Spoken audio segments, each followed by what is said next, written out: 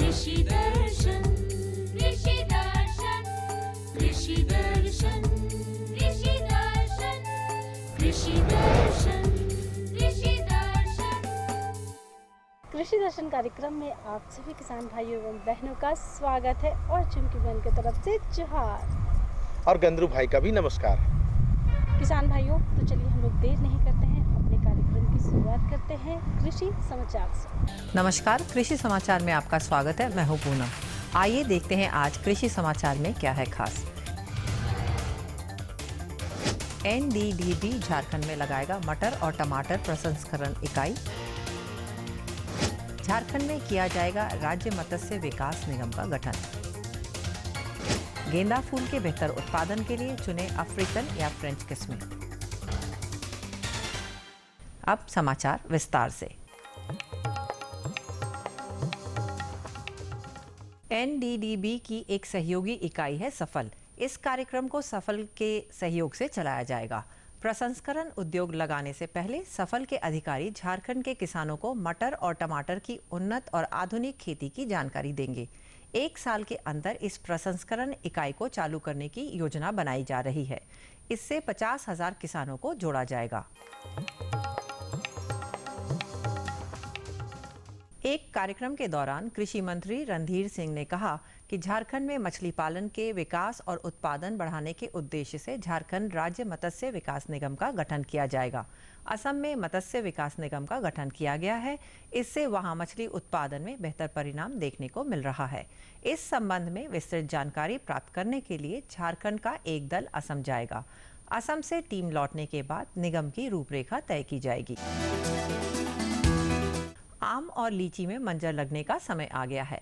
किसान भाई आम में ज़्यादा से ज़्यादा और गुणवत्तापूर्ण मंजर लगे, इसके लिए लिंडेन धूल, बैफस्टीन और ब्लाइटेक्स दवा का उपयोग करें, जबकि लीची के लिए ओमाइटस दवा का व्यवहार करें। आम और लीची के पेड़ में जितना ज्यादा टिकाऊ और पुष्ट मंजर लगेंगे, उपज उतनी ही अच्छी होगी तथा किसानों को अच्छा मुनाफा मिलेगा। इसके लिए किसान भाई मंजर लगने से पहले आम वृक्ष के जड़ के आसपास कोड़ाई या जुताई करके मिट्टी में लिंडेन पाउडर मिला दें। इसके अलावे बैवस्टीन और ब्लाइटॉक्स दवा से बने घोल का छिड़काव कर सकते हैं, जबकि लीची के लिए ओमाट्स दवा से घोल बनाकर छिड़काव करें। किसान भाई जैसे भी बंजर आने वाले हैं तो आप अपने खेतों में नमी बरकरार रखें और साथ में जैसे प्रोफाइलिटिक मेजर्स में जो है जैसे बेविस्टीन का या ब्लाइटॉक्स का और साथ में जैसे कि आपका ओमाइड से लीची के लिए, तो इन सबों इनका जो है आप या फिर जैसे आम के बगीचे हैं उसमें लिनेन जो डस्ट आती है उसको जुताई करके आप उसमें इसका प्रयोग करें, ताकि इससे प्रोफाइलिटिक मेजर से आपका जो है वो मंजर जो है वो अच्छे आएंगे और इससे आपकी फसल भी अच्छी आएगी। राज्य के जो किसान बागवानी फसल गेंदा की खेती करना चाहते हैं, वे फरवरी महीने में फसल लगा सकते हैं। गेंदा के बेहतर उत्पादन के लिए पूसा बसंती, पूसा नारंगी, lemon drop, orange drop, flame या रेस्टी रेड नामक उन्नत प्रभेद लगा सकते हैं। गेंदा फूल के बेहतर उत्पादन के लिए अच्छे जल निकास वाली दोमट मिट्टी वाले खेत का चयन करें, जिसका पीएच मान 7 के आसपास हो। बुआई में 1.5 किलोग्राम बीज प्रति हेक्टेयर की दर से उपयोग करें। अफ्रीकन किस्मों की बुआई में कतारों के बीच 40 सेंटीमीटर और पौधों के बीच 30 सेंटीमीटर की दूरी रखें, जबकि फ्रेंच किस्मों की बुआई में कतारों और पौधों के बीच 20-20 सेंटीमीटर की दूरी रखें। अच्छी उपज के लिए अफ्रीकन गेंदा में पूसा बसंती, पूसा नारंगी, लेमन ड्रॉप या ऑरेंज ड्रॉप लगाएं, जबकि फ्रेंच गेंदा के लिए फ्लेम या रस्टी रेड का चयन कर सकते हैं। इनकी उपज क्षमता 150 से 200 क्विंटल प्रति हेक्टेयर है।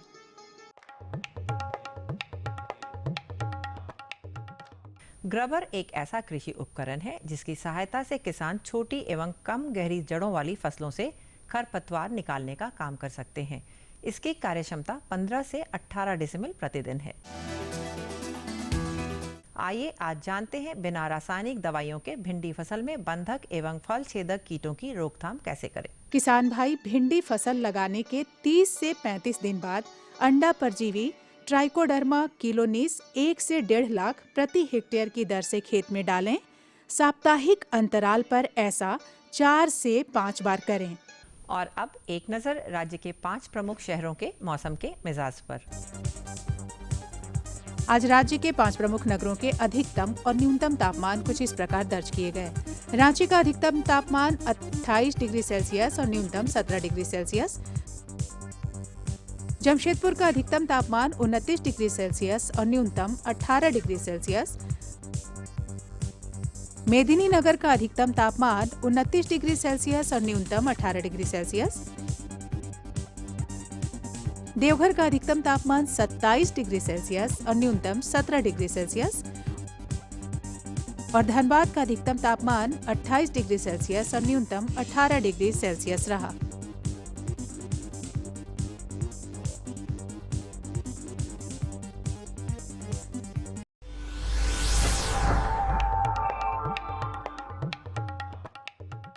और अब मंडी भाव में आइए नजर डालते हैं अनाजों के भाव पर। आज कृषि उत्पाद बाजार समिति खूंटी में विभिन्न खाद्यान्नों के थोक भाव कुछ इस प्रकार दर्ज किए गए।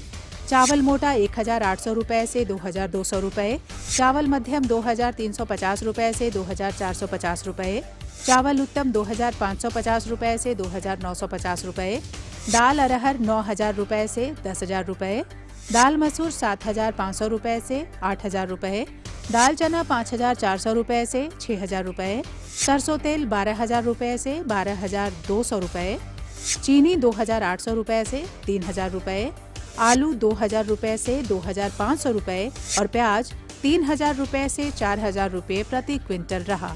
कृषि समाचार में आज इतना ही। अगले दिन अगले अंक में फिर मुलाकात होगी कुछ ताज़ा तरीन खबरों के साथ। तब तक के लिए दीजिए इजाजत। नमस्कार, जोहार। किसान भाइयों, अभी आप देख रहे थे कृषि समाचार, जिसमें आपने खेती बाड़ी से जुड़ी ढेर सारी जानकारियां ली, साथ में मौसम का मिजाज जाना और बाजार का भाव भी जाना। किसान भाइयों, जानकारी हमारे पास और भी है, लेकिन उससे पहले लेते हैं एक छोटा सा विराम। नई तकनीक सभी को अच्छी लगती है। मैंने भी अपने खेत की तैयारी, बुआई, जुताई, गहाई वगैरह के लिए छोटी मशीनें अपनी जरूरत के हिसाब से खरीदी। मैंने अपने खेतों में मशीन का प्रयोग किया तो काम जल्दी और आसान हो गया। खेती में मशीनों के इस्तेमाल के बाद मुझे मिली भरपूर पैदावार और ज्यादा मुनाफा। छोटी मशीनें तो हमारी अपनी अपनी हैं, लेकिन बड़ी मशीनें हमने समूह बनाकर खरीदी। किसान भाइयों और बहनों, आप भी उन्नत मशीनों और उपकरणों की खरीद पर वित्तीय सहायता का लाभ उठाएं, अपनी आमदनी बढ़ाएं और खुशहाली पाएं।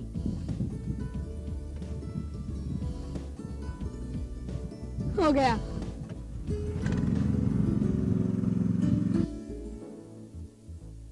मैंने सोच लिया है, मैं तुझे कृषि का इंजीनियर ही बनाऊंगा। नई मशीनें, नए उपकरण आए आपके द्वार, ले लो इनसे अब खूब खुशी और पैदावार। केंद्र भाई, आज हमारे किसान भाइयों को कौन सी जानकारी आप दे रहे हैं? झुमकी बहन, आज हम अपने किसान भाइयों को गोभी वर्गीय जो सब्जी है उसमें लगने वाले कीट और प्रबंधन के बारे में हम जानकारी दिलवाएंगे।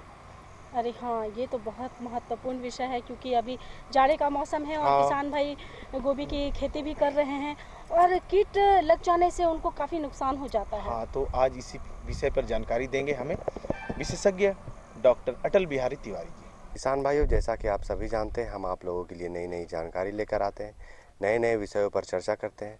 उसी क्रम में वैसे किसान भाइयों के लिए आज हम खास जानकारी लेकर आए हैं जो कि गोभी वर्गीय फसलों की खेती करना चाहते हैं, और उसी के बारे में हम बताएंगे कि उसके कीट प्रबंधन किस तरह से करेंगे। और इस बारे में आपको जानकारी देने के लिए हमारे साथ हैं हमारे विशेषज्ञ अटल बिहारी तिवारी जी।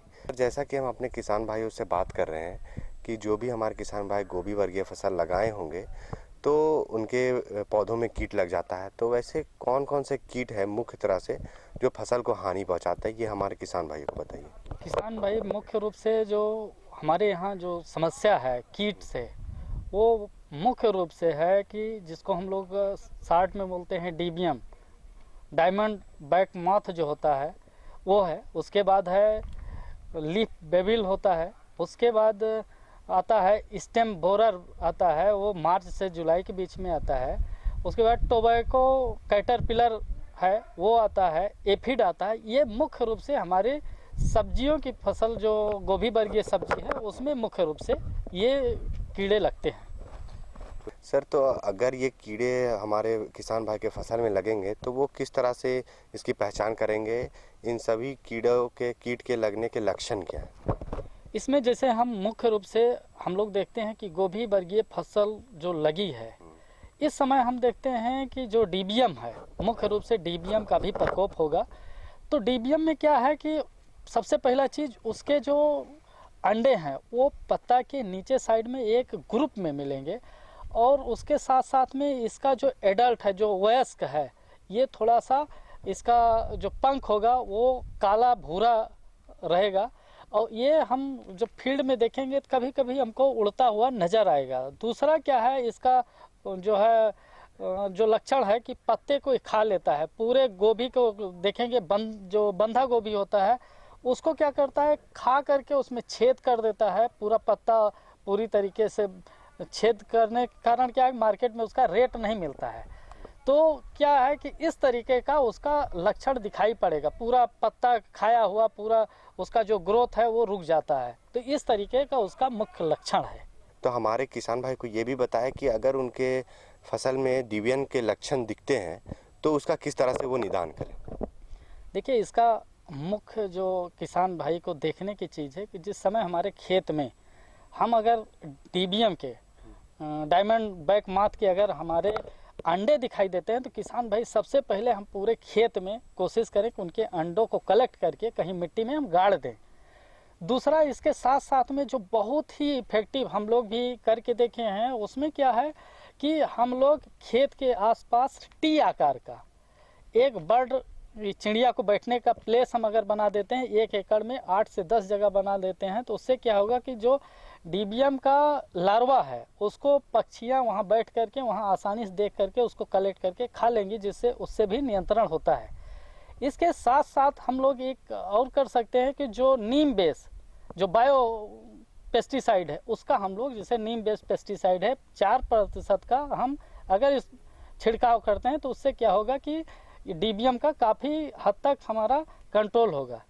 इसके साथ साथ लास्ट में हम किसान भाइयों की एक सलाह देना चाहते हैं कि किसान भाई लाइट ट्रैप जो प्रपंच होता है उसका अगर इस्तेमाल करते हैं 1 हेक्टेयर में 10 पीस, वो आसानी से बाज़ार में सोलर सिस्टम का भी आने लगा है या बैटरी चालित जिसको हम रिचार्ज कर सकते हैं वो भी आने लगा है। तो 10 की संख्या में अगर 1 हेक्टेयर में 2.5 एकड़ में हम लगाते हैं तो डीबीएम का बहुत अच्छा, बहुत कम पैसे में आपका बहुत अच्छा निदान मिलेगा, जिससे उनका प्रोडक्शन और जो गोभी की क्वालिटी है वो भी अच्छी मिलेगी।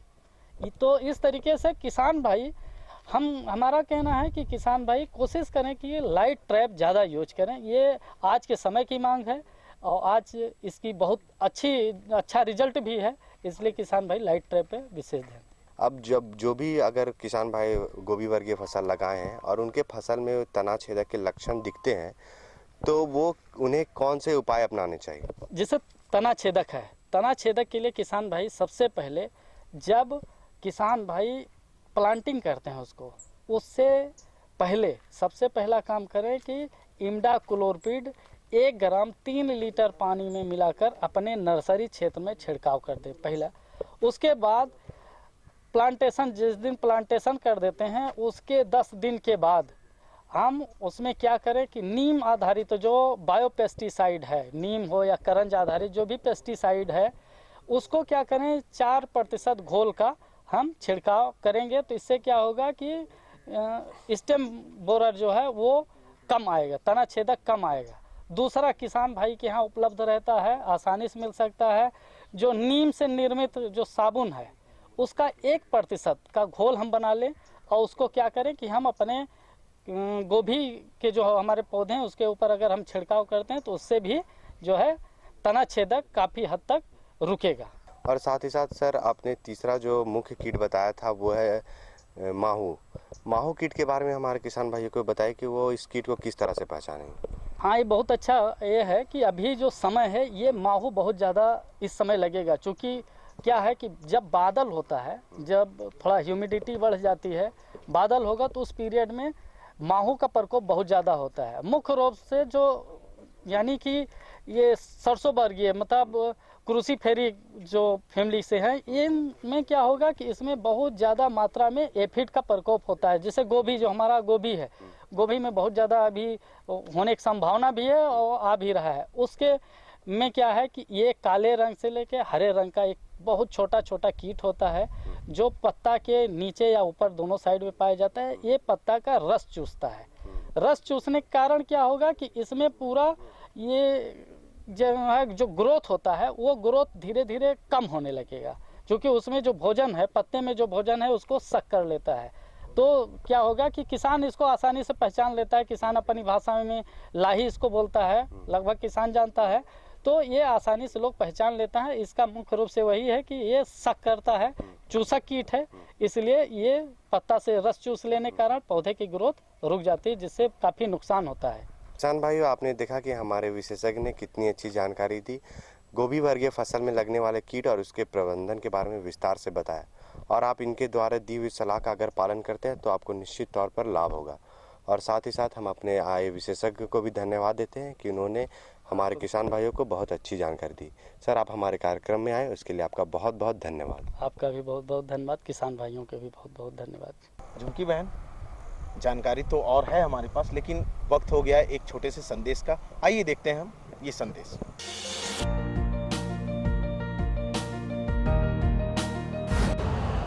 यूरिया का स्वदेशी उत्पादन 70 लाख टन बढ़ाने के लिए 6 उर्वरक संयंत्रों का उद्धार किया जा रहा है। FCIL के गोरखपुर, सिंदरी, तलचर और रामागुंडम संयंत्र, HFCL की बरौनी इकाई और BVFCL की नामरू फोर्थ। सोने पर सुहागा ये है कि देश में अब बनेगा सिर्फ नीम लेपित यूरिया, क्योंकि इससे होगा किसानों का फायदा ही फायदा। अनाज का उत्पादन 10% तक बढ़ेगा। बढ़ेगी 10 से 15% नाइट्रोजन क्षमता।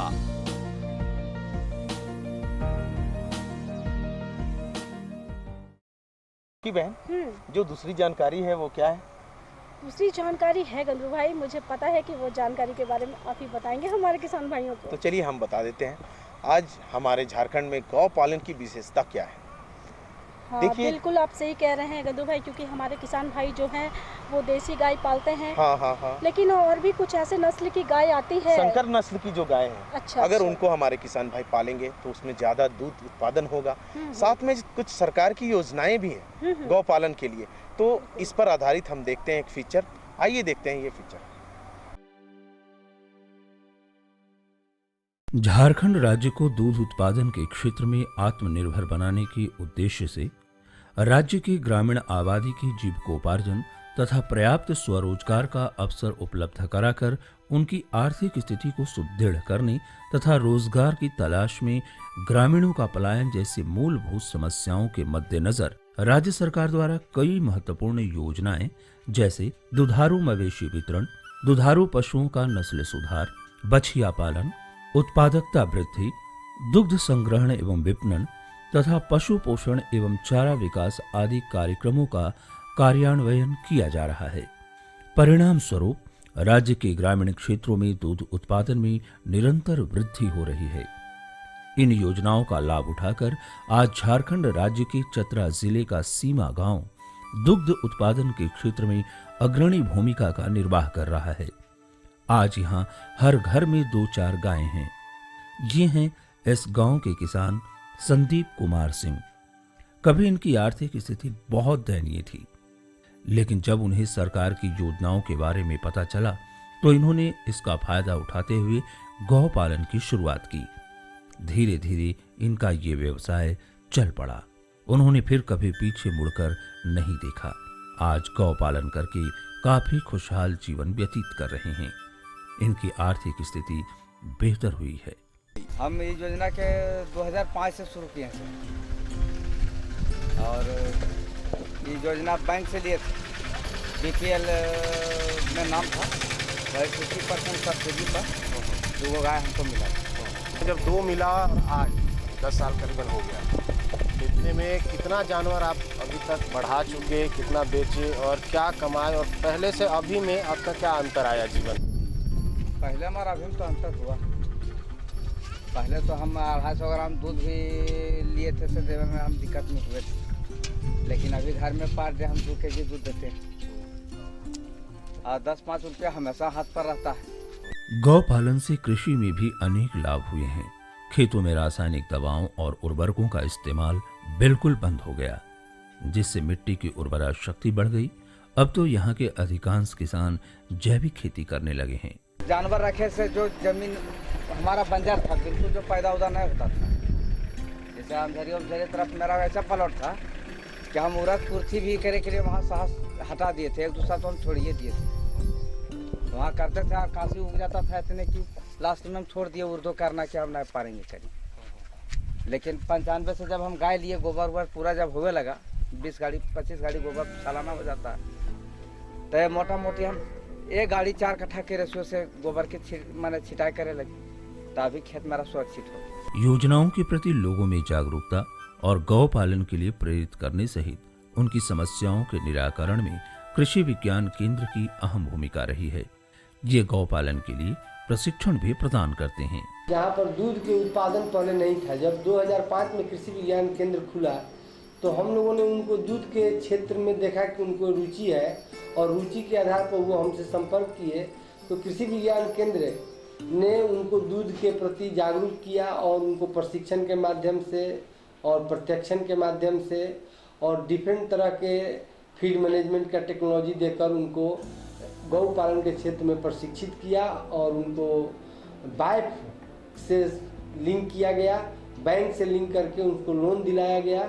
और आज जो उनकी आमदनी आज से 5 साल 6 साल पहले 10 से 15 हज़ार रुपया भी नहीं था, आज वह बढ़ के करीब महीना में 1 से 1.25 लाख रुपया प्रति मंथ वो कमा रहे हैं और इस क्षेत्र में वो दूसरे किसानों को भी प्रेरित कर रहे हैं। नस्ल सुधार के लिए इस गांव में एक गर्भाधान केंद्र भी खोला गया है, जिससे किसानों को काफी लाभ हो रहा है। किसानों के पास जो उनकी देसी नस्ल है, उसी को कृत्रिम गर्भाधान देकर उनकी नस्ल में बदलाव लाया जा रहा है, जिससे दूध की उत्पादन क्षमता बढ़ी है। गांव में पहले सबसे था कि गर्भाधान केंद्र नहीं था। गर्भाधान केंद्र नहीं होने से सांड की बहुत समस्या थी। लोगों को 10-5 किलोमीटर यहाँ से दूसरी जगह स्थान पर ले जाना पड़ता था पाल खिलाने के लिए। तो खुलने से तो फायदा हुआ, लेकिन जो उससे बछिया बछड़ा तैयार हो रहे हैं, किसान के माने ज़रूरत उपयोगी नहीं हो पा रहे हैं। वो फ्रीजन का बच्चा है, तो फ्रीजन के बच्चा को यहाँ पर अगर उसको चारा दाना नहीं मिलता, उसका माहौल वातावरण नहीं मिलता है, तो विकसित नहीं होता है। किसान आज गौ पालन करके काफी खुशहाल जीवन जी रहे हैं। उनका सिर्फ आर्थिक विकास ही नहीं हुआ, बल्कि सामाजिक महत्व भी बढ़ा है। गांव में पलायन रुका है, लोगों को बेरोजगारी से मुक्ति मिली है। कुछ किसान तो यहाँ ऐसे भी हैं जिन्होंने सरकारी नौकरी से त्यागपत्र देकर गौ पालन कर रहे हैं। हमने आर्मी का भी नौकरी 15 दिन ज्वाइन करके ट्रेनिंग किया, लेकिन उस समय वेतन बहुत कम मिलता था, बहुत हार्ड काम हमको लगा। अंत में हम उस काम को अच्छा नहीं समझ के हम घर लौट गए।